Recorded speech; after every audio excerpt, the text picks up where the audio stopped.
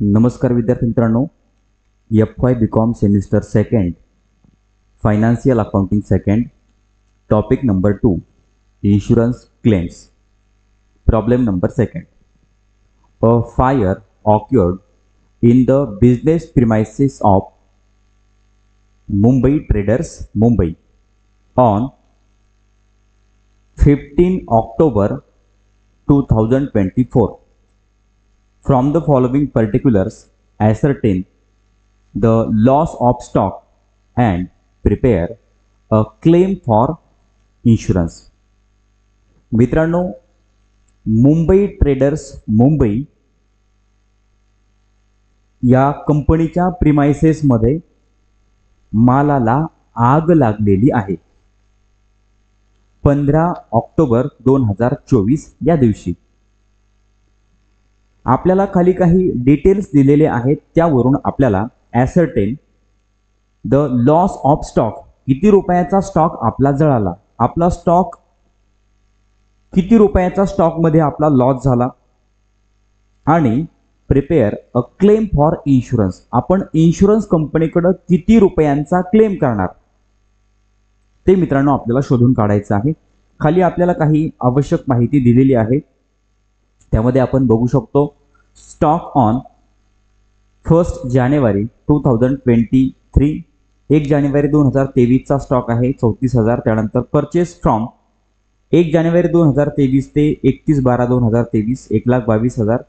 त्यानंतर मित्रांनो cells from 1 जानेवारी 2023 ते 31 डिसेंबर 2023 1,80,000. त्यानंतर स्टॉक ऑन 31 डिसेंबर 2023 आहे.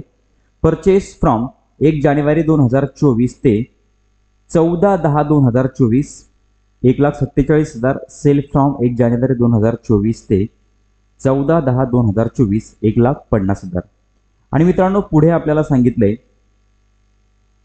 The stock सॅल्वेज was worth ₹18,000. सॅल्वेज म्हणजे माल आगीत जळण्यापासून वाचवणे. म्हणजे कंपनीमध्ये आग लागलेली होती, माल जळत होता, मग तो जळताना काही माल आपण तो जळण्यापासून वाचवला, ती रक्कम आहे 18,000. सॅल्वेज म्हणजे आगीत जळण्यापासून वाचवणे. The amount of policy was ₹63,000. पॉलिसीची जी रक्कम आहे ती आहे 63,000. There was and average clause in the policy. आणि मित्रांनो या पॉलिसीमध्ये आपल्याला ॲव्हरेज क्लॉजचा वापर करायचा आहे. त्यासाठी एक फॉर्म्युला असतो. मित्रांनो हा झाला प्रॉब्लेम. या दिलेल्या प्रॉब्लेमच्या माहितीवरून आपल्याला मित्रांनो कोणत्या कोणत्या गोष्टी तयार करायच्या आहेत, तर मी आता या ठिकाणी महत्त्वाच्या 5 गोष्टी सांगतो. त्यामध्ये ट्रेडिंग अकाउंट. मित्रांनो आपल्याला एक पूर्ण वर्षाचं ट्रेडिंग अकाउंट तयार करायचे, ज्या ट्रेडिंग अकाउंटवरून आपण rate of gross profit on sale हा कॅल्क्युलेट करतो. म्हणजे दुसरं कॅल्क्युलेशन आपण करणार rate of gross profit on sale. त्यानंतर तिसरं कॅल्क्युलेशन करायचं मित्रांनो आपल्याला मेमोरँडम ट्रेडिंग अकाउंट. आता मेमोरँडम ट्रेडिंग अकाउंटवरून आपल्याला काय मिळतं, तर value of stock on the date of fire. ज्या दिवशी मालाला आग लागली त्या दिवशी कंपनीमध्ये किती रुपयांचा स्टॉक होता ते आपल्याला मेमोरँडम ट्रेडिंग अकाउंटवरून कळतं. त्यानंतर आपण पुढचे कॅल्क्युलेशन करणार value of stock destroyed by fire. मग किती रुपयाचा माल जळाला ते आपण शोधून काढणार. आणि सर्वात शेवटचे कॅल्क्युलेशन आपण करतो application of the average clause. मित्रांनो ॲव्हरेज क्लॉजचा आपण या ठिकाणी वापर करतो. आणि सर्वात शेवटी आपलं जे उत्तर असतं ते अमाऊंट ऑफ क्लेम. इन्शुरन्स कंपनीकडे आपण किती रुपयांचा क्लेम करणार, किती रुपयांचा दावा करणार, म्हणजे थोडक्यात आपल्याला इन्शुरन्स कंपनी किती रुपये भरपाई करणार ते मित्रांनो आपण शोधून काढतो. चला तर मग आपण आपल्या सॉल्युशनकडे जाऊयात. मित्रांनो दिलेली माहिती, त्या माहितीवरून आपल्याला सुरुवातीला एक पूर्ण वर्षाचं ट्रेडिंग अकाउंट तयार करायचं असतं. मग आता वरती नाव देणार आपण in the books of Mumbai traders Mumbai trading account for the year ended 31 March 2023, 31 March 2023. मित्रांनो 31 मार्च 2023 आपल्याला ट्रेडिंग अकाउंट तयार करायचे. अकाउंट म्हटलं की दोन बाजू, डेबिट बाजू, क्रेडिट बाजू, पर्टिक्युलर्स रुपीज. मग आता ट्रेडिंग अकाउंटला काय येतं तर मित्रांनो, सुरुवातीला ओपनिंग स्टॉक आपण घेतो. 1 जानेवारी 2023 चा ओपनिंग स्टॉक दिलाय आपल्याला 34,000. मित्रांनो हे सगळं प्रॉब्लेम मध्ये दिलेलं आहे. त्यानंतर परचेसची रक्कम दिलेली आहे. 31 मार्च 2023 चे परचेस आहेत 1,22,000. त्यानंतर 31 मार्च 2023 चे मित्रांनो परचेस आहेत, या ठिकाणी सेल आहेत 1,80,000. बघा, या 3 गोष्टी आपल्याला दिलेल्या आहेत. त्यानंतर ट्रेडिंग अकाउंटच्या क्रेडिट साईडला मित्रांनो आणखीन आपल्याला क्लोजिंग स्टॉक दिलेला आहे. क्लोजिंग स्टॉक आहे 30,000. 31 डिसेंबर 2023 चा हा क्लोजिंग स्टॉक आहे 30,000. मित्रांनो पूर्ण वर्षाचं जे ट्रेडिंग अकाउंट आहे त्यामध्ये आपल्याला ओपनिंग स्टॉक आणि परचेस हे डेबिटला दिले आणि क्रेडिट साईडच्या आयटम मध्ये आपल्याला सेल आणि क्लोजिंग स्टॉक एवढ्या 2 रकमा दिलेल्या आहेत. मग यावरून मित्रांनो आता आपल्याला हे ट्रेडिंग अकाउंट क्लोज करायचं. ट्रेडिंग अकाउंट क्लोज करताना मोठी बाजू आहे क्रेडिट साईड, जी बाजू मोठी असते ती बाजू आपण दोन्ही बाजूला लिहून घेतो. 2,10,000 2,10,000.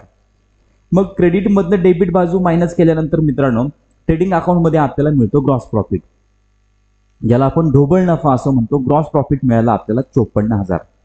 मित्रांनो त्याला आपण म्हटलं to gross profit balance carried down balancing figure. आपला बॅलन्स किती आलाय 54,000. ही आपली बॅलन्सिंग फिगर आली मित्रांनो. ग्रॉस प्रॉफिट मिळाला. तर आता या ग्रॉस प्रॉफिट वरून आपल्याला मित्रांनो पुढचं कॅल्क्युलेशन करायचं असतं, जे अतिशय महत्त्वाचं आहे. Calculation of rate of gross profit on sale.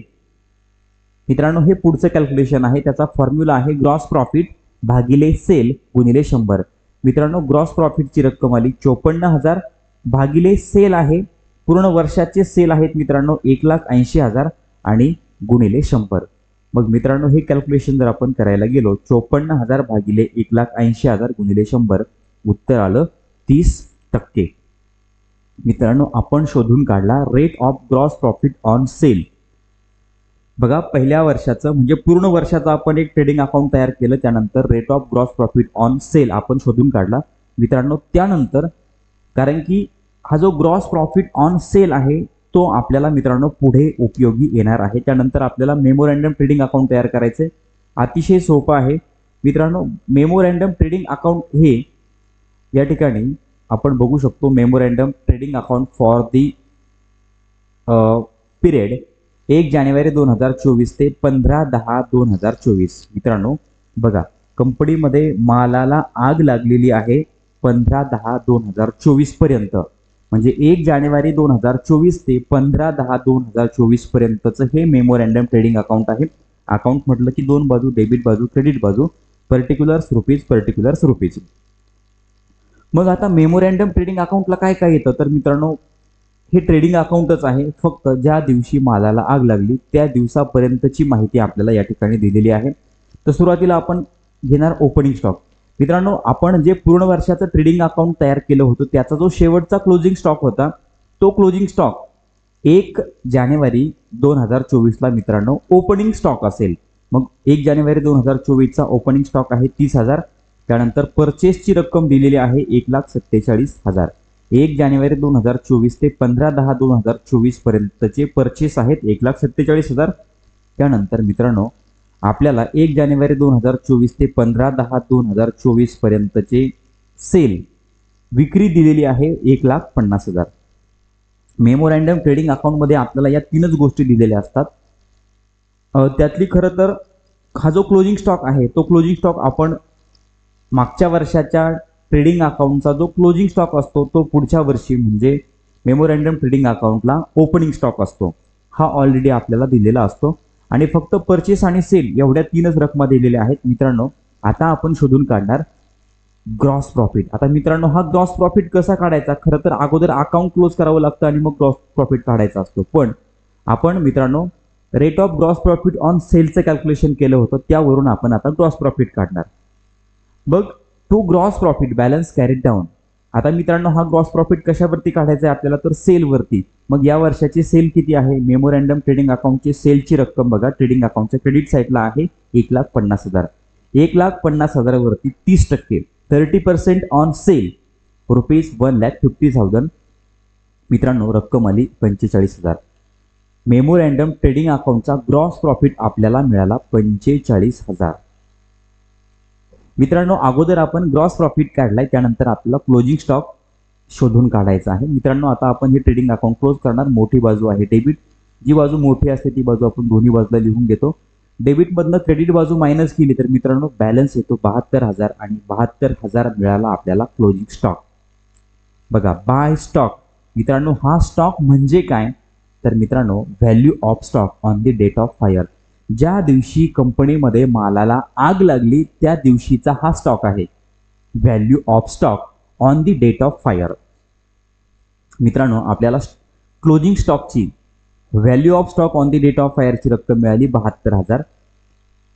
बघा या तीन महत्त्वाच्या गोष्टी आपण कॅल्क्युलेट केल्यात. त्यानंतर पुढचं कॅल्क्युलेशन करायचं आपल्याला ascertain the value of stock destroyed by fire.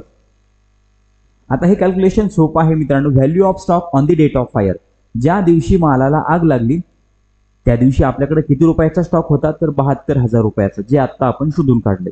मग त्यातनं काय करायचे, लेस स्टॉक सॅल्वेज. किती रुपयाचा माल, म्हणजे आपल्याकडे 72,000 रुपयांचा माल होता, त्यातला आपण 18,000 रुपयांचा माल आगीत जळताना वाचवला. आगीपासून आपण वाचवला असा स्टॉक आहे 18,000, तो आपण मायनस करणार मित्रांनो. मग जे उत्तर येईल ते आपलं असणार value of stock destroyed by fire. आग लागून माल जळाला. किती रुपयाचा माल जळाला मित्रांनो, value of stock destroyed by fire 54,000. आपल्याकडं मालाला आग लागली त्या दिवशी 72,000 रुपयाचा स्टॉक होता, 18,000 रुपयाचा स्टॉक आपण जळताना वाचवला आणि आपला 54,000 रुपयाचा स्टॉक मित्रांनो जळालेला आहे. मग आता त्यानंतर पुढचं कॅल्क्युलेशन, हे शेवटचं कॅल्क्युलेशन आहे मित्रांनो, ॲप्लिकेशन ऑफ ॲव्हरेज क्लॉज. बघा या प्रॉब्लेममध्ये आपल्याला ॲव्हरेज क्लॉज दिलेला आहे. मग मित्रांनो त्याचा फॉर्म्युला आहे व्हॅल्यू ऑफ इन्शुरन्स पॉलिसी. आपली इन्शुरन्स पॉलिसीची व्हॅल्यू किती होती तर ती आहे 63,000 भागिले value of stock on the date of fire. ज्या दिवशी मालाला आग लागली त्या दिवशी आपल्याकडे 72,000 रुपयांचा स्टॉक होता आणि गुणिले लॉस ऑफ स्टॉक, किती रुपयाचा स्टॉक जळाला तर 54,000 रुपयाचा स्टॉक मित्रांनो आग लागून जळाला. मग आता ॲव्हरेज क्लॉज नुसार मित्रांनो आपलं उत्तर किती येतंय बघा, 63,000 भागिले 72,000 गुणिले 54,000 मित्रांनो उत्तर आलं 47,250. मित्रांनो आपलं उत्तर आलं ₹47,250. मित्रांनो यालाच आपण म्हणणार अमाऊंट ऑफ क्लेम, 47,250. मित्रांनो आपण इन्शुरन्स कंपनीकडे किती रुपयांचा क्लेम करणार तर 47,250. म्हणजे थोडक्यात इन्शुरन्स कंपनी आपल्याला 47,250 रुपये देईल. बघा या ठिकाणी insurance cover required should be equal to the value of stock on the date of fire. या ठिकाणी एक सेंटेन्स मित्रांनो आपल्याला महत्त्वाचं दिलेलं आहे. मग अमाऊंट ऑफ क्लेमची रक्कम आली 47,250. हे सगळ्यात महत्त्वाचं आणि शेवटचं उत्तर आहे मित्रांनो. अमाऊंट ऑफ क्लेमची रक्कम तुम्ही शोधून काढली म्हणजे तुमचा प्रॉब्लेम बरोबर आला. विद्यार्थी मित्रांनो हा दुसरा प्रॉब्लेम आहे. इन्शुरन्स क्लेम या टॉपिकमधील दुसरा प्रॉब्लेम आपण बघितलेला आहे. पुढचा प्रॉब्लेम आपण पुढच्या व्हिडिओमध्ये बघूयात. चॅनलवर नवीन असाल तर चॅनल सबस्क्राईब करा. व्हिडिओ आवडला तर लाईक करा, कमेंट करून कळवा आणि आपल्या मित्रांना शेअर करायला विसरू नका. धन्यवाद.